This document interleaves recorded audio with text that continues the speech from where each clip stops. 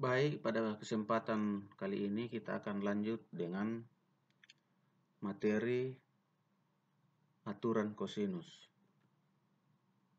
Yang mana yang dimaksud dengan aturan kosinus? Ya, seperti pada materi yang lalu yang kita pelajari, yaitu aturan sinus. Ya, kalau kita sudah ada masalah-masalah berkaitan dengan segitiga yang tidak bisa dipecahkan dengan menggunakan aturan sinus, maka kita akan mencoba menggunakan aturan kosinus. Yang mana yang dimaksud dengan aturan kosinus? Coba perhatikan gambar. Jadi seperti pada saat kita membahas tentang aturan sinus, kita menggunakan segitiga ABC. Kita menggunakan segitiga ABC dengan titik-titik sudutnya, titik A, titik B, dan titik C. Nama-nama sudutnya alfa, beta, dan gamma. Kemudian sisi-sisi yang berhadapan dengan sudut, ada sisi A, ada sisi B, ada sisi C. Nah, ini segitiga ABC. Tidak satu pun sudutnya 90 derajat, atau segitiga ABC ini bukan segitiga siku-siku. Nah, kalau begitu kita akan membuat segitiga siku-siku dari segitiga ABC ini. Kita bagi dua menjadi dua buah segitiga siku-siku. Tarik garis tinggi dari titik C ke sisi AB atau garis AB. Ya, anggap saja itu ya garis CD, titik D itu adalah titik pada garis AB, sedemikian sehingga garis CD adalah garis tinggi dari titik C. Nah, misalkan pada garis AD itu panjang garis AD adalah X. Ya, karena panjang garis AB sama dengan C. Ingat, panjang garis AB sama dengan C, atau sisi yang berhadapan dengan sudut gamma. Maka jadi kalau AD-nya sama dengan X, maka DB sama dengan C kurang X. Ya, DB-nya sama dengan C kurang X. Nah, selanjutnya perhatikan segitiga ACD. Kita cari cos alfanya. Pada segitiga ACD, cos alfa itu sama dengan AD per AC, atau ini sisi bawah banding sisi miring. Jadi cos alfa sama dengan X dibagi B. Dengan demikian X sama dengan B kali cos alfa. Ya, selanjutnya sekali lagi kita masih bekerja di segitiga ACD. Ini berlaku teorema Pythagoras. Teorema Pythagoras, AD pangkat 2 tambah DC pangkat 2 atau CD pangkat 2 sama dengan AC pangkat 2. Kuadrat sisi miring sama dengan jumlah kuadrat kedua sisi siku-sikunya. Itu teorema Pythagoras. Nah, dari sini kita akan dapatkan bahwa CD itu sama dengan B pangkat 2, B itu AC. Jadi B pangkat 2 kurangi X pangkat 2. Yang mana X pangkat 2 ini tadi AD. Jadi AD pangkat 2 tambah CD pangkat 2 sama dengan AC pangkat 2. Dengan demikian CD pangkat 2 sama dengan AC pangkat 2 kurang AD pangkat 2. Sama dengan B pangkat 2 kurang X pangkat 2. Anggap ini persamaan yang pertama. Ya, selanjutnya perhatikan segitiga BCD. Pada segitiga BCD juga berlaku teorema Pythagoras, yaitu kuadrat sisi miring sama dengan jumlah kuadrat kedua sisi siku-sikunya. Jadi di sini kita akan dapatkan bahwa BD pangkat 2 tambah CD pangkat 2 sama dengan BC pangkat 2. Ya, dengan demikian CD pangkat 2 ini CD pangkat 2 sama dengan BC pangkat 2 dikurang BD pangkat 2. Atau setelah kita ganti BC itu sama dengan A, kemudian BD itu sama dengan C kurang X. Jadi CD pangkat 2 sama dengan A pangkat 2 kurang dalam kurung C kurang X pangkat 2. Setelah kita sederhanakan, kita akan dapatkan bahwa CD pangkat 2 itu sama dengan A pangkat 2 kurang dalam kurung C pangkat 2 kurang 2CX tambah X pangkat 2.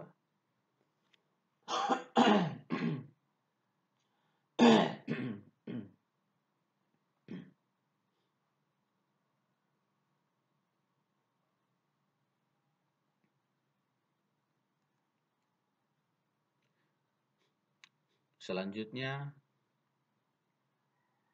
nah kita buka kurungnya. CD pangkat 2 sama dengan A pangkat 2 kurang C pangkat 2 ditambah 2CX dikurang X pangkat 2. Ini persamaan yang kedua.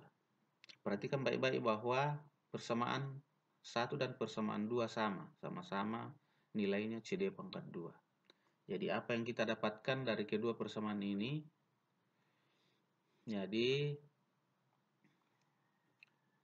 CD pangkat 2 sama dengan B pangkat 2 kurang X pangkat 2. CD pangkat 2 sama dengan A pangkat 2 kurang X kurang C pangkat 2 tambah 2CX kurang X pangkat 2.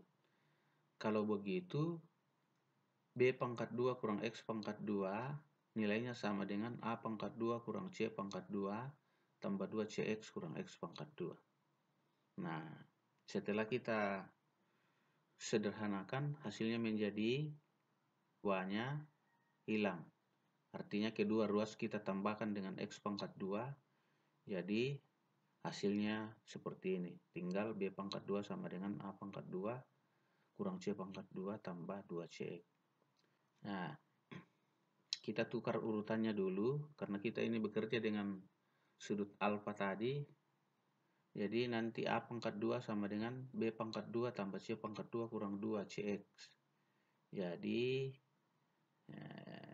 A pangkat 2-nya kita bawa ke kiri, otomatis C pangkat 2 bergabung ke B pangkat 2, begitu juga 2CX bergabung ke ruas di mana B pangkat 2 terletak. Jadi A pangkat 2 sama dengan B pangkat 2 tambah C pangkat 2 kurang 2CX.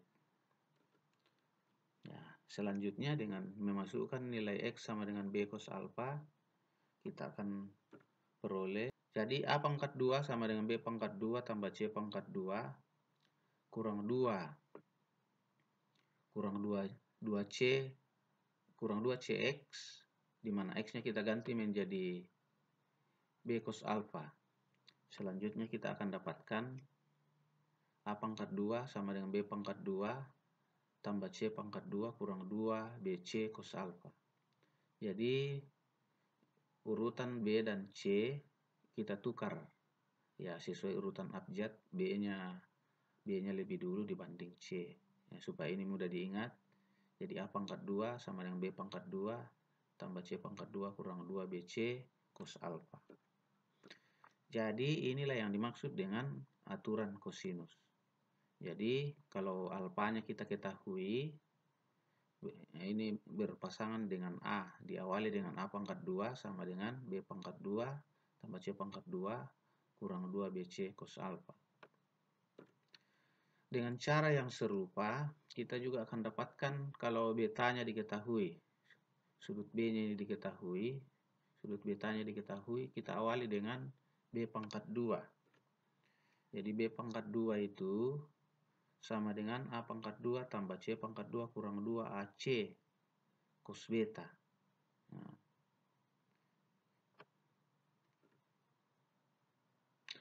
ya, begitu juga kalau gammanya diketahui, nanti berhadapan dengan sisi C ini, jadi kita awali dari C pangkat 2 sama dengan A pangkat 2 tambah B pangkat 2 kurang 2 AB cos gamma. Nah, inilah yang dimaksud dengan aturan kosinus.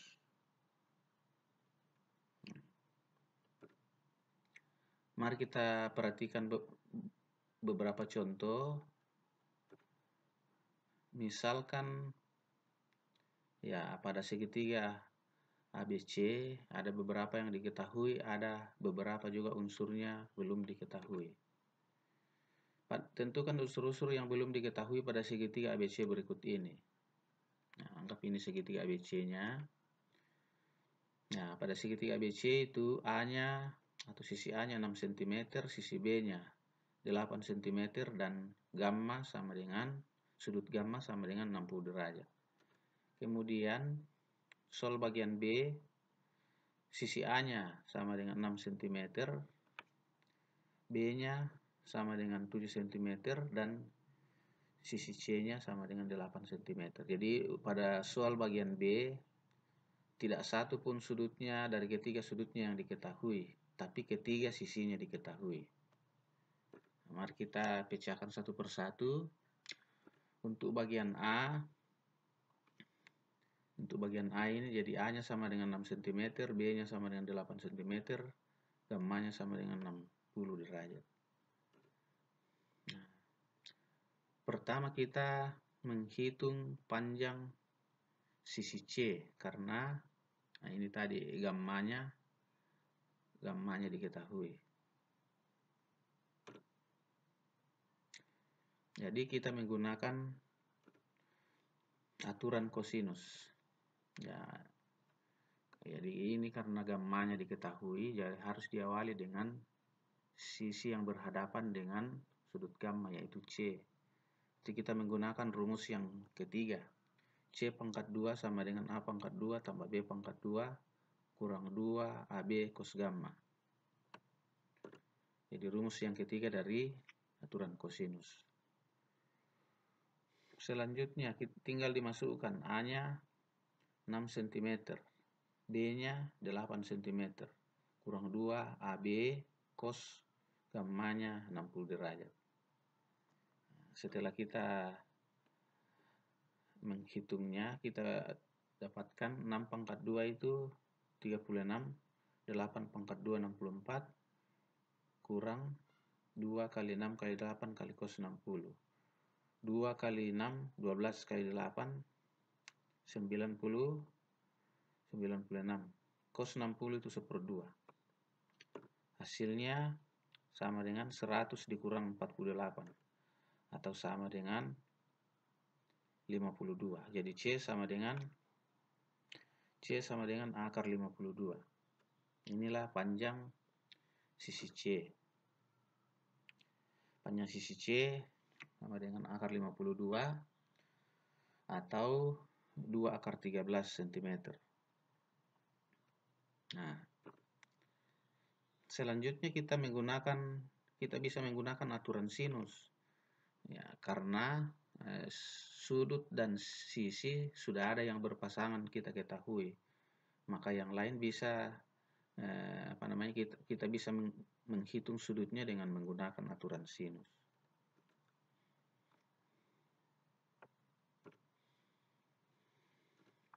Ya, aturan sinus. Umpamanya kita ingin menentukan besar sudut alfa.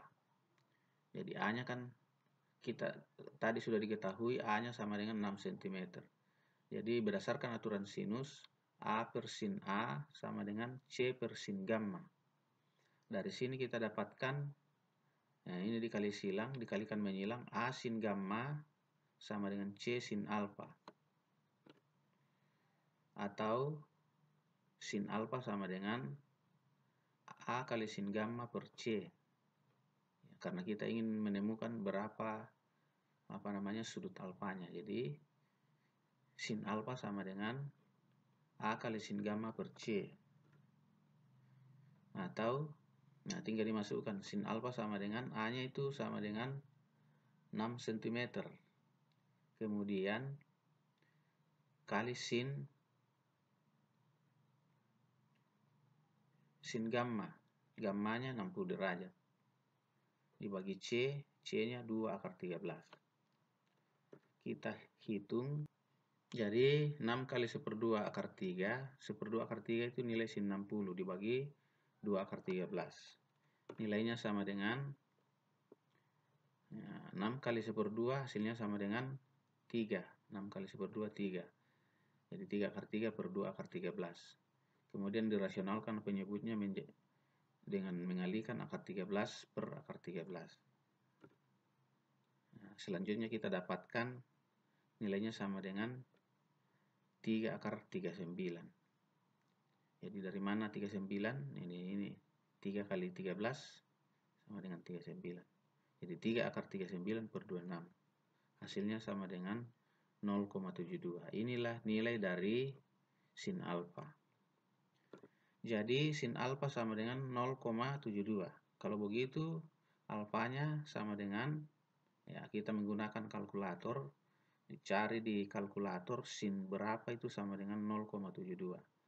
Dengan menekan inversin 0,72 atau kita tekan shift, kita tekan 0,72 baru tekan shift sin. Nah, nanti kita dapatkan sudutnya sama dengan 46,1 derajat. Nah, inilah sudut alfa. Nah, tinggal satu yang belum kita ketahui, yaitu sudut beta. Nah, untuk menghitung sudut beta tinggal menggunakan rumus alfa tambah beta tambah gamma sama dengan 180 derajat. Ya, karena jumlah sudut-sudut sembarang segitiga nilainya sama dengan 180 derajat. Jadi alfa tambah beta tambah gamma sama dengan 180 derajat. Nah, nanti kita dapatkan betanya sama dengan 180 derajat kurang alfa kurang gamma. Alfanya tadi sama dengan 46,1 derajat. Kemudian gammanya sama dengan 60 derajat. Tinggal dimasukkan, hasilnya kita akan dapatkan, ya, beta sama dengan 180 derajat kurang 46,1 derajat dikurang 60 derajat. Nilainya sama dengan 73,9 derajat. Selanjutnya kita ke contoh 2. Contoh 2, pada segitiga ABC kita ketahui sisi A-nya 6 cm, sisi B-nya 7 cm, dan sisi C-nya 8 cm. Jadi ketiga sudutnya tidak ada yang diketahui. Yang diketahui malah ketiga sisinya. Bagaimana caranya? Kita menggunakan aturan kosinus.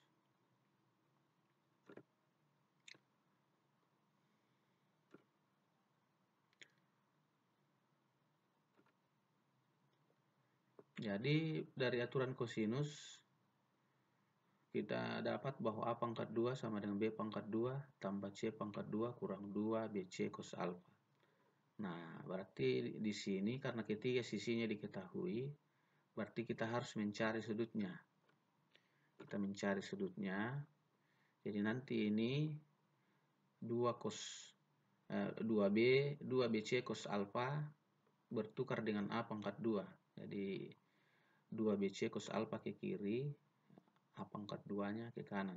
Jadi nanti diperoleh 2BC cos alfa sama dengan B pangkat 2 tambah C pangkat 2 kurang A pangkat 2. Dengan demikian cos alfanya sama dengan B pangkat 2 tambah C pangkat 2 kurang A pangkat 2 dibagi 2BC. Dengan demikian cos alfa sama dengan, ya, kita masukkan nilai B. B sama dengan 7, C sama dengan 8, dan A-nya sama dengan 6.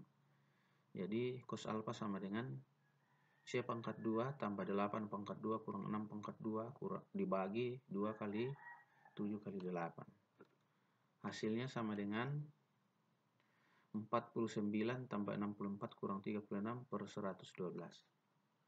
Atau nilai cos alfa sama dengan 0,6875.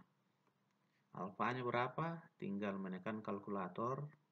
Kita akan dapatkan alfanya sama dengan 46,57 derajat. Untuk menghitung sudut beta, kita dapat menggunakan aturan sinus atau aturan kosinus.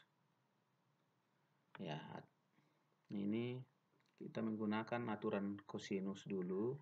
B pangkat 2 sama dengan A pangkat 2 tambah C pangkat 2 kurang 2 AC cos beta.